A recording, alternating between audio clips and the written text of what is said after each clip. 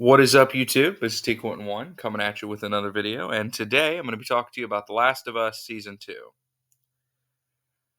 If you recall, a few weeks ago, I gave my thoughts on the excellent first season, and I made some pretty bold claims about this being the strongest video game adaptation I'd ever seen.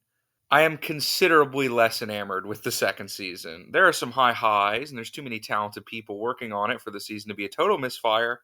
But I gotta say, I don't think it's nearly as strong an adaptation as the first season, which is strange because I love the source material. Last of Us Part 2 is one of my favorite games of the 8th console generation, and I was eagerly awaiting seeing some of my favorite moments from it on the small screen.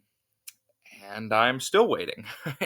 I'm honestly kind of in shock at how poorly a lot of the writing team that not only translated the first game so well, but were also behind the story I loved in the first place could fumble the ball so hard. The biggest issue by far is that the show refuses to commit to almost all the ideas that made the game hit so hard. Starting with Abby, who is not only barely present in this season, but on top of that, they make the baffling decision to reveal her motives in the first scene. Why? Why not do what the more effective version of the story did and give us some attachment to her first before she, well, no spoilers, but before she takes up golfing? There was also an ambiguity in The Last of Us Part 2 that is utterly absent from the show. Part of the brilliance of that game is that it uses the medium of video games as an exercise in empathy, forcing the player to inhabit both sides of a revenge tale.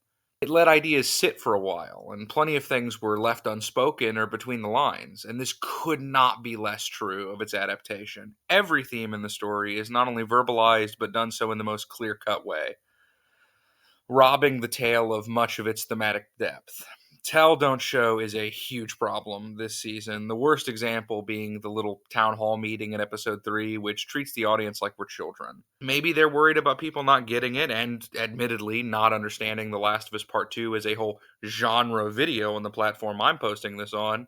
But this is a different medium. The TV show should at least match the emotional maturity of the video game, not remove it. Not as bad as the example I'm going to use, but overall, this season reminds me a bit of the final season of Game of Thrones, where the writing is head scratching, but the execution is at times hard not to be impressed with. That is a positive, I can say. On a visual level and on a performance level, Season 2 delivers at least as much as its predecessor.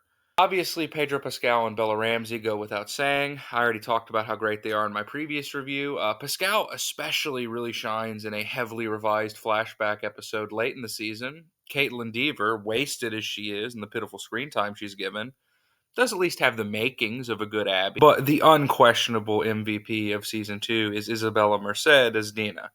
A charismatic actor in projects like Alien Romulus, she delivers a star-making turn here, and her character is one of the only elements that I can point to as a legitimate improvement over the source material. Dina in the game was fine, mostly propped up by the always likable Shannon Woodward, but this version is more vulnerable, more mature, and just frankly paired better with Ellie. Also, like Season 1, a lot of the strongest stuff is when we depart from the game story entirely. Actually getting to see the character of Eugene, for example, or my favorite, the expanded backstory we get on Jeffrey Wright's Isaac. Wright is a brilliant actor and given criminally low screen time, but he's fantastic here. Isaac was always menacing, but he's much more layered in the show. I just wish the same grace could have been applied to some of the other elements this season. Also, even if I didn't really have a problem with this last time, there are more action scenes here, and they're pretty stellar. The Battle of the Wall coded fight against the infected horde in episode 2 made for a great hour of TV. You'll get no argument from me there. The first 2 episodes and the last 2 were all pretty effective, but the 3 in the middle, mostly not. So where does that leave us? As I said, as much as it gets wrong, there's too much genuinely fantastic stuff for me to give it a flat out thumbs down, but I feel a bit like Joaquin Phoenix in Gladiator, right on the line.